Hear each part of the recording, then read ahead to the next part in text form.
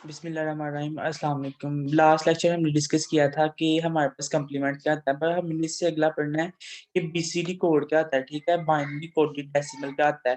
तो सबसे पहले जो इसमें हमारे पास आती है वो होती है बीसीडी एडिशन, ठीक है? Binary coded addition.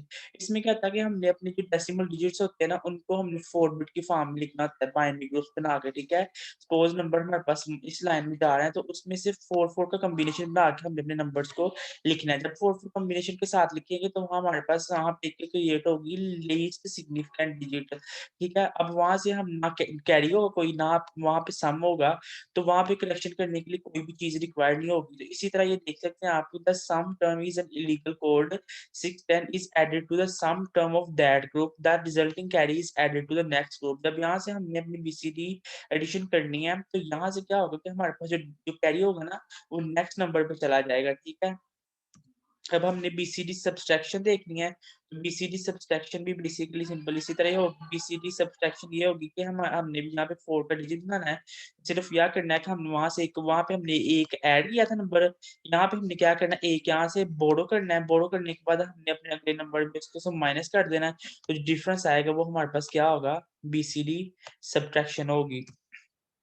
अब एक्सेस 3 बीसीडी एडिशन, अब इसमें क्या होगा, इसमें ये होगा कि हमारे पास जो नंबर्स होंगे ना, वो बेसिकली रिप्रेजेंट कर रहे होंगे लीस्ट सिग्निफिकेंट बिट को, ठीक है? तो जहाँ पे हम कैरी लेना था ना, 4 बिट में कैरी लेना था और हम सब्ट्रैक्ट करना था, यहाँ पे हम नंबर्स को सब्ट्रैक्ट करके तो देखेंगे कि वहाँ पे हमारे पास कैरी कौन-सा आ रहा है, हमारे पास सम कौन-सा आ रहा है। जो हमारे पास इनवैलिड स्टेट होंगी, वहाँ पे हमने जो बाइनरी नंबर का रिज़ल्ट होगा, वहाँ पे उनको स्किप कर देना है। अब हमने देखना है कि साइंड और अनसाइंड नंबर की रिप्रेजेंटेशन किस तरह से होती है, ठीक है? अब देखना है कि 2 ways of representation of signed number are, उनको हम मैग्नीट्यूड से देख सकते हैं, कॉम्प्लीमेंटेड फॉर्म में देख सकते हैं। कॉम्प्लीमेंटेड फॉर्म तो ये वाली 2 हैं, एक फर्स्ट कॉम्प्लीमेंट है और ये एक सेकंड कॉम्प्लीमेंट, वन्स कॉम्प्लीमेंट ले सकते हैं और एक टूज़ कॉम्प्लीमेंट ले सकते हैं। इस तरह से हम इसको साइंड और अनसाइंड नंबर को रिप्रेजेंट कर सकते हैं, ठीक है? अब एरर डिटेक्टिंग कोड्स कुछ होते हैं कि हमने किसी भी मतलब कि कोई भी प्रोग्राम लिखा है, तो उसके अंदर हमने देखना है कि कौन-सा हमारे पास कोड चल रहा है इस वक़्त, वो उसकी हमें रिप्रेजेंटेशन देखने के लिए क्या करना है, वन्स कॉम्प्लीमेंट लेना है। जो वन्स कॉम्प्लीमेंट होगा, वो 1 और 0 कॉम्प्लीमेंट को 2 वैल्यूज़ होंगी, वो चेंज करेगा और जो सिंबल स्कीम्स होंगी ना, वो करेंगी कन्वर्ट करेंगी बाइनरी कोड्स को दूसरे कोड्स में। अब कुछ हमारे पास एरर डिटेक्टिंग टेक्निक्स आ जाती हैं, ठीक है? एरर डिटेक्टिंग टेक्निक्स उनसे देख लेते हैं कि हमने एरर को किस तरह रिमूव करना है। When we talk about digital system, जब हम डिजिटल सिस्टम की बात करते हैं, it may be digital computer, वो डिजिटल कंप्यूटर हो सकता है या फिर कोई डिजिटल कम्युनिकेशंस की थिंग हो सकती है, ठीक है? तो उसमें क्या होगा कि एरर डिटेक्शन होगा ना, वो बहुत ज़्यादा सिग्निफिकेंस होगी, ठीक है इसकी? क्योंकि सपोज़ अगर मैंने बाइनरी कोड लिखा है, मैंने इस फॉर्म में बाइनरी कोड लिखा है, तो अगर उसमें एरर आ रहा है तो वो तो हमें आउटपुट शो ही नहीं करवाएगा। आउटपुट शो तभी होगी जब हमारे पास इनपुट ठीक दी होगी। तो उसके लिए इसने कहा हुआ है कि फर्स्ट पॉइंट ये है। अब सेकंड पॉइंट की बात करते हैं, error creep into the bit stream. Error क्या होगा कि बिट वाइज़ में डिवाइड हो जाएगा, ठीक है? अब हमने एरर सपोज़ इनपुट दी है, तो अगर इनपुट अब पूरे कोड में तो ना आ सकती, वो डिफरेंट जगह पे आके स्ट्रीक की फॉर्म में होगी। तो ट्रांसमिशन क्या होगा, रिसीवर के थ्रू होगी। Addition of the redundant strips के थ्रू गोल जो हमारे पास ट्रांसमिशन होगी ना, उसमें जो हमारे पास होगी वो बहुत ज़्यादा इनएफिशिएंट हो जाएगी, ठीक है? अब some error detecting and cross linking code, इसमें ये बहुत इम्पोर्टेंट है आपके लिए, ठीक है? इसको ज़रा ध्यान से पढ़ना आपने। तो इसमें ये होगा कि हमारे पास जो कोड्स होंगे ना, वो डिफरेंट टाइप्स के एरर्स के होंगे। एक फर्स्ट होगा पैरिटी कोड होगा, सेकंड रेपिटिशन कोड होगा, ये फर्स्ट वाला इम्पोर्टेंट है, ठीक है?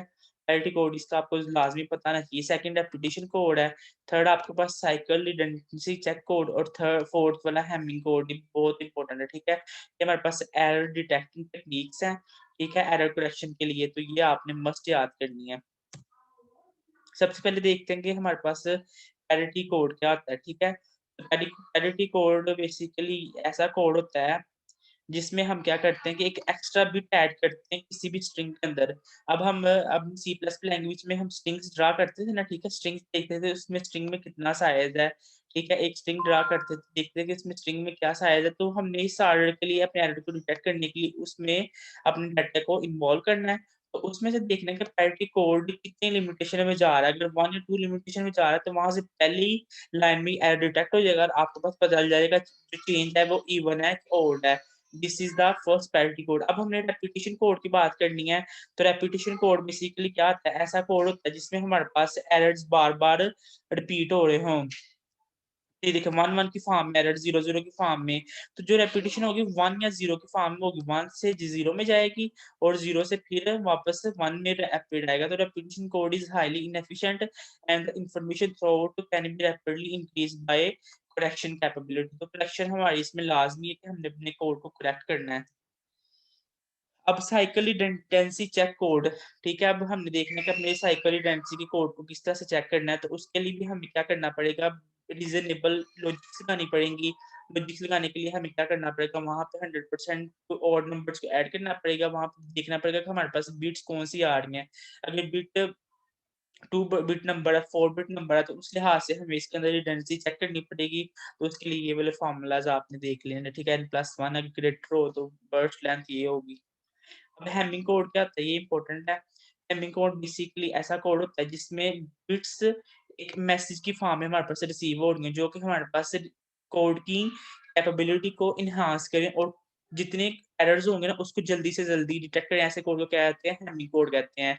ठीक है? अब it's sufficient number of redundant bits, इसमें बिट्स इतनी ज़्यादा होती हैं कि जल्दी से जल्दी एरर को बता सकती हैं। Hamming distance, the distance is nothing but the number of its disagreement between 2 code words. Basically 2 जो कोड वर्ड्स होते हैं ना, उसके दरमियान जो डिस्टेंस होता है ना, एक कोड से दूसरे कोड के दरमियान, उसका यही बात कर रहा है कि करेक्टनेस कैसे होती है। अब हमने देखा है कि इसमें कुछ रूल्स बताए हमें, उसने चेकिंग बताई है कि हमारे पास किस तरह से हमारे पास जो एरर्स हैं, वो मूव करते हैं। P2, P1, D1, D2 से लेके सो ऑन तक हमारी तरफ से मूव करती हैं ये वाले एरर्स, ठीक है? अब इसमें हेमिंग कोड की जनरेशन इस तरह से डिफाइन की हुई है कि हमारे पास पहले सबसे पहले प्रायोरिटी कोड 1, फिर प्रायोरिटी कोड 2, फिर D1, फिर D3, फिर D2, D3, ये बिट्स वाइज़ नंबर आ रहे हैं, ठीक है? Data bits without parity, data bits with parity P1, फिर P2 के साथ, फिर P3 के साथ, फिर खाली पैरिटी के साथ। P1 की सिर्फ़ एक पैरिटी P1 पे है और लास्ट वाली पैरिटी पे है। बाकी सारे जो डाटा है ना, वो हमारे पास किस फॉर्म में है? 0 फॉर्म में। इसी तरह D2 पे दिया हुआ है और इसी तरह इसने डाटा की कॉन्फ़िगरेशन की है। जनरेट कोड, अगर हमें कोड जनरेट करना है तो इसी तरह हम कर सकते हैं। ओके, हमने आज यहाँ तक स्टडी करना था। अल्लाह हाफ़िज़।